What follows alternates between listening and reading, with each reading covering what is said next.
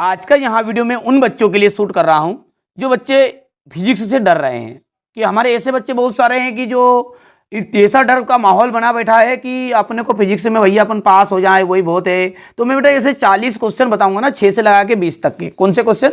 ये जो 6 number question number 6 रहता ना अपना, यहाँ से तो यहाँ तक के 20 क्वेश्चन की आपको PDF भी दे दूंगा, 40 क्वेश्चन की, ठीक है। तो उससे आपका बाहर थोड़े 1-2 क्वेश्चन जाने के बाहर चांस रहेंगे। बाकी 100 क्वेश्चन आप करोगे ना तो पूरे 6 से 20 तक के एक भी आउट नहीं जाएगा। मैं लगातार तैयारी करा रहा हूं उन बच्चों के लिए जिनको मुझ पर भरोसा है, ठीक है। डर है अगर गिर जाने का तो शिखर तुम्हारे बस का नहीं है। यदि आपको डर लग रहा है ना कि फिजिक्स में क्या होगा, तो शिखर अपने बस का नहीं है बाबू, ठीक है।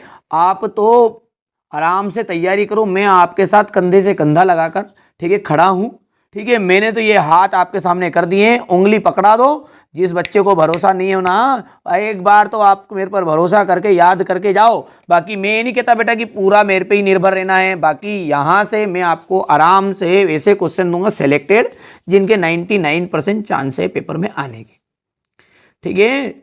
आप तो चिंता मत करो, मेरे साथ जुड़ो। और जिन बच्चों ने पहले भी अपने वीडियो को कवर किया है ना, वो सभी जानते हैं कि, ठीक है, समझ सकते हैं कि 70 नंबर का जो पेपर रहेगा उसमें से 50 से 60 नंबर का अपने पेपर में से फंसता आ रहा है। हिंदी में मेरा 60 से 65 70 तक गया, इंग्लिश में मेरा भैया 70 नंबर तक गया। बाकी कोई इशू नहीं है। जो बच्चा पहली बार आ रहा है उसको बताने की जरूरत है, जो बच्चा पहले से पढ़ रहा है उसको कोई समस्या ही नहीं है। चलिए शुरू करते हैं ना। किसी कुंडली का स्वप्रेकत्व, स्वप्रेकत्व, ये प्रकेत्व नहीं, स्वप्रेकत्व है ना, निर्भर नहीं करता, ठीक है। तो स्वप्रेरकत्व किस पर निर्भर नहीं करता बेटा? तो इसका जो निर्भर नहीं करता वो कुंडली में प्रवाहित धारा पर। किस पर?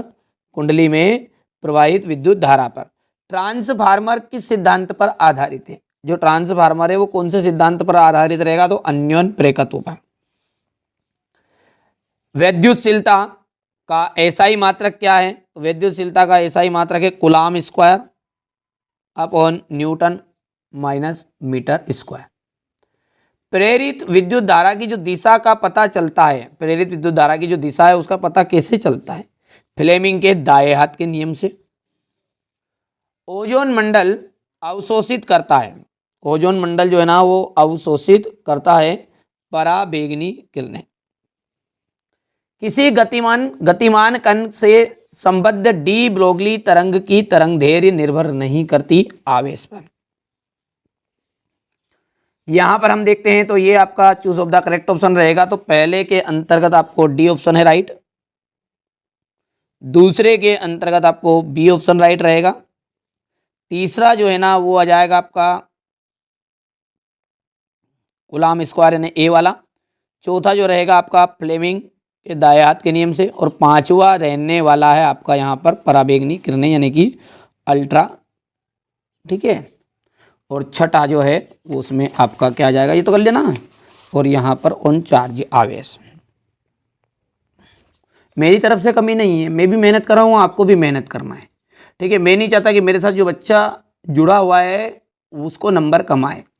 मेरी तो कोशिश है, अब आप करो ना करो, ठीक है, मंजिल मिले या ना मिले मुकद्दर की बात है, पर आप कोशिश ना करो बहुत गलत बात है।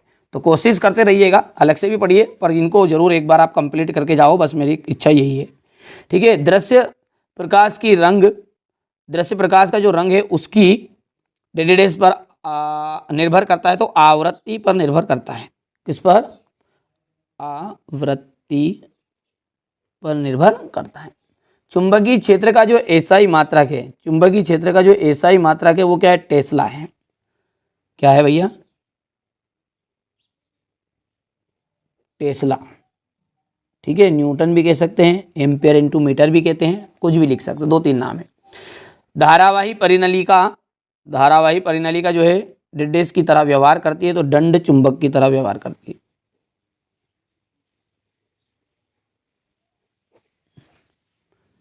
जल के अंदर, ये अंतर नहीं है अंदर है ना, जल के अंदर वायु का जो बुलबुला है वो किसकी भांति काम करता है?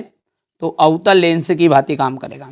ये कौन सा भैया, तीसरा है क्या कि चौथा है? चौथे पे आ गया अपन, तो ये रहेगा आपका अवतल लेंस, अवतल लेंस की बात कहाँ करेंगे।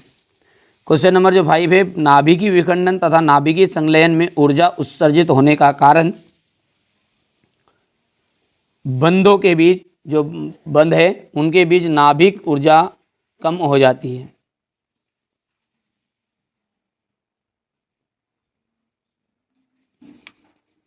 बंधों के बीच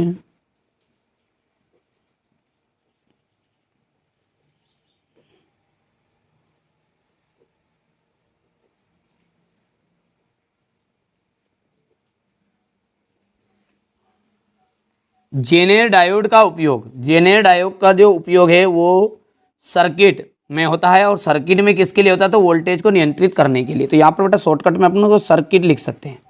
क्या लिख देंगे, सर्किट। और किसके लिए, तो ब्रैकेट में लिखना चाहो तो लिख सकते हैं कि वोल्टेज, ठीक है, को नियंत्रित करने के लिए। यहाँ से आप देख सकते हैं, थोड़ा सा छोटा कर देते हैं। इंग्लिश मीडियम वाले बच्चे क्या कहीं वहाँ पूर्व में से थोड़ी आए, वो भी हमारे बच्चे हैं, ठीक है। अच्छा मैं एक बात बताओ, मेरे बाबू ने खाना खाया नहीं खाया, खा लिया ना, चिंता करने की कोई ज़रूरत नहीं, मैं हर पल आपके साथ खड़ा हूँ और खड़ा रहूँगा, ठीक है। तो आप तो निश्चिंत रहिए, बिल्कुल प्रॉपर ढंग से तैयारी कीजिए, आराम से खाना खाइए, नो टेंशन होके पढ़िए। ज़्यादा टेंशन लोगे ना तो फिर दिमाग काम नहीं करेगा, ठीक है। तो यहाँ पर अपन बात करते हैं इनकी सत्य असत्य की। तो पहला जो है यहाँ पर किरणें जो है गामा किरणें विद्युत तथा चुंबकीय क्षेत्र द्वारा अवक्षेपित रहती हैं, तो ये असत्य हो जाएगा। दूसरा जो है एक तार को खींचकर उसकी लंबाई दोगुनी कर दे तो उसका प्रतिरोध 4 गुना हो जाएगा क्या, तो ये गलत बात है, ये भी असत्य हो जाएगा आपका। तीसरे की बात करें कि जो अवतल दर्पण है वो आपतित किरणों को अपसारित करता है, नहीं अभिसारित करता है, ठीक है। तो यहाँ पर ये आपका हो जाएगा ये अपसारित, बिल्कुल सत्य बात होगी आपकी। एक समान धनावेशित वलय की अक्ष पर रखा इलेक्ट्रॉन वलय के केंद्रों के दोनों ओर सरल आवर्त गति करेगा, तो सरल आवर्त गति करेगा क्या, तो ये सत्य हो जाएगा आपका। और ताप बढ़ाने पर प्रति चुंबकीय पदार्थ चुंबकीय प्रवृत्ति बढ़ती है, तो ये आपका असत्य रहेगा। कर पाओगे। तो ट्रू फॉल्स की हम बात करें तो पहला जो है ना आपका क्या है, पहला है फॉल्स। दूसरा जो है ना वो क्या है आपका, दूसरा बोला जल्दी से, ये आपका फॉल्स है। तीसरा जो है वो ट्रू है। चौथा भी ट्रू है। पांचवा क्या आपका फॉल्स रहेगा। हो गया भैया, कर पाओगे आराम से। चलिए क्वेश्चन नंबर 4 को देखते हैं। और 4 में क्या दिया आपका, सही जोड़ी, सही जोड़ी है ये समतल तरंगाग्र, ठीक है। तो यहाँ पर हो जाएगा आपका अनंत पर प्रकाश स्रोत। बूस्टर का जो नियम है, ब्रूस्टर नहीं वो बूस्टर है, बूस्टर का जो नियम है वो हो जाएगा आपका ध्रुवन, प्रकाश का ध्रुवन। इलेक्ट्रॉन, इलेक्ट्रॉन पर जाएगा बीटा कण। और सर्वाधिक आयनन क्षमता का मिलान करना है अल्फा कण से। विद्युत चुंबक का मिलान हो जाएगा आपका नर्म लोहा से। और स्थायी चुंबक का उदाहरण है स्टील या फौलाद। हो गया। यहाँ पर अपन नंबरिंग कर देते हैं हमारे बच्चों के लिए, तो 3, 6, 1, 5, 4 और ये 2, खत्म। अब है एक वाक्य में उत्तर। क्या है आपका, एक वाक्य में उत्तर है। तो यदि शुद्ध अर्धचालक, ये अर्थ नहीं है अर्ध है ना, क्या करोगे अपने इसको अर्धचालक, अर्धचालक में त्रिसंयोजी अशुद्धि मिला दें तो किस प्रकार का अर्धचालक बनेगा, तो पी प्रकार का अर्धचालक बनेगा। किस प्रकार का, पी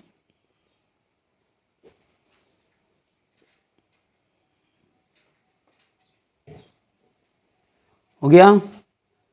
एक AMU की तुल्य ऊर्जा है, तो एक AMU की तुल्य ऊर्जा कितनी आ जाएगी, ठीक है,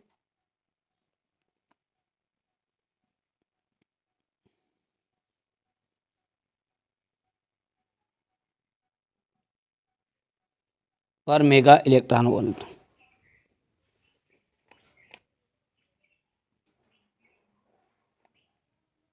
मेगा रे मेगा।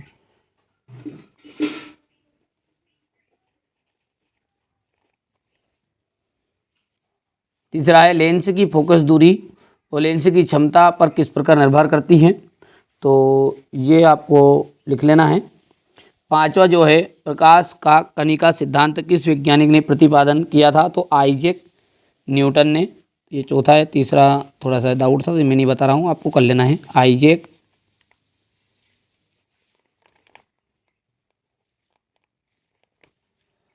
न्यूटन। और क्वेश्चन नंबर जो पांचवा है, ठीक है, तो ये आपका पांचवा देख सकते हैं यहाँ पर। प्रत्यावर्ती वोल्टता का शिखर मान और RMS का संबंध क्या है? तो वर्ग माध्य मूलमान शिखर मान का कर्णित गुना होता है। हो गया इतना। यहाँ से अपन देख सकते हैं, ये हो गया इतना। अब है क्वेश्चन नंबर 6। ये यहाँ से इंग्लिश मीडियम वाले बच्चे लेंगे बढ़िया से। हिंदी मीडियम और इंग्लिश मीडियम वाले बच्चों के लिए मैं लगातार तैयारी करा रहा हूँ, ऐसा कोई दिक्कत नहीं है।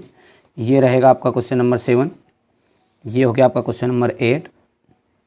ये रहा आपका क्वेश्चन नंबर 9 और क्वेश्चन नंबर 10। हो गया 10 तक। लोबेन। क्वेश्चन नंबर 11 हो गया। क्वेश्चन नंबर 11 हिंदी मीडियम और इंग्लिश मीडियम दोनों के लिए है। क्वेश्चन नंबर 12, हाँ, आपको बेटा अलग से तैयारी करने की कोई ज़रूरत नहीं है। बाकी 6 से 20 तक तो इन्हीं में से फंसेगा। पढ़ना क्या है आपको? केवल ऑब्जेक्टिव क्वेश्चन, मतलब रिक्त स्थान, सही विकल्प, जोड़ी, सत्य सत्य, ठीक है। बाकी जो ये 6 से 20 तक के क्वेश्चन है ना, पूरे के पूरे फंसने वाले हैं आप यदि चारों सिंपल पेपर को अच्छे से कवर करोगे तो। और हाँ, जो बच्चा अभी एप्लीकेशन में ऐड है उनके लिए मैं एक सूचना कर दूं, बेटा आप अभी तक आपने एप्लीकेशन में अंदर नहीं गए हैं तो जाना है, और आपको एप्लीकेशन के अंदर अपना जो पेपर है वो है 4 मार्च को। तो उसमें PDF एक बना दी मैंने फोल्डर कि 4 मार्च के लिए स्पेशल क्वेश्चन। मात्र 40 क्वेश्चन है, 40, ठीक है। बस 40 क्वेश्चन को सबसे पहले प्राथमिकता देनी। कोई बच्चा ये अपना पेड वाला देख रहा है तो, बाकी जो बच्चे अभी तक पेड एप्लीकेशन में नहीं जुड़े हैं जुड़ जाइए, मौका है, मत खाओ धोखा। क्योंकि NCERT कोचिंग मात्र एक ऐसा चैनल है कि जो आपके साथ हर पल खड़ा है। मैंने ये नहीं कहा कि असली है नकली, वो तुम्हारे हिसाब से देखो। मैं मॉडल पेपर देता हूँ, यहाँ पर साफ साफ लिखता भी हूँ कि आदर्श प्रश्न पत्र। इसका मतलब आप समझते हैं, इतना तो आप जानकारी है ना। तो कि मेरे पिताजी में इतनी ताकत है ना तुम्हारे पिताजी में इतनी ताकत है कि अपन असली ढूंढ लें। हो तो भैया अच्छी बात है तुम्हारे पिताजी में। मेरे पिताजी ने तो ये नहीं सिखाया है। मेरे पिताजी ने ये सिखाया है कि बेटा आप दिहाड़ी मजदूरी कर लेना, पर बच्चों को अच्छे से पढ़ाना, ठीक है, धोखा नहीं देना है ना। तो मैं तो साफ़ सुथरा लिखता हूँ बेटा। बाकी मॉडल पेपर देता हूँ बच्चों के लिए मदद करने के लिए। अब कहोगे कि नहीं यार फिर आप सिंपल पेपर भी क्यों दे रहे हो? तो भाई साहब आपके लिए नहीं दे रहा हूँ, जिस बच्चों को भरोसा नहीं है, जिस बच्चे को भरोसा है, जो मेरे पे निर्भर है कि नहीं यार सर का पढ़ाया हुआ आता है, तो उन बच्चों के लिए मैं मेहनत करता हूँ और उनके लिए तो मैं कंधे से कंधा खड़ा रहूँगा। सॉल्यूशन की बात है तो सॉल्यूशन वहाँ पे मिलेंगे। चार्जेस आपके रहेंगे मात्र 80 रुपये, ठीक है। यदि ऑफ़र रहता है तो आप एक बार कॉल करके पूछ लेना, तो यदि ऑफ़र रहेगा तो उसमें मिल जाएगा आपको। बाकी एक साथ करोगे फिजिक्स, केमिस्ट्री और बायो का तो आपको 200 रुपये में चार्जेस में काम भी हो जाएगा। चलिए, चैनल पर पहली बार है सब्सक्राइब करिए, नोटिफिकेशन ऑन करिए। इसी के साथ इस वीडियो के करते हैं दी एंड।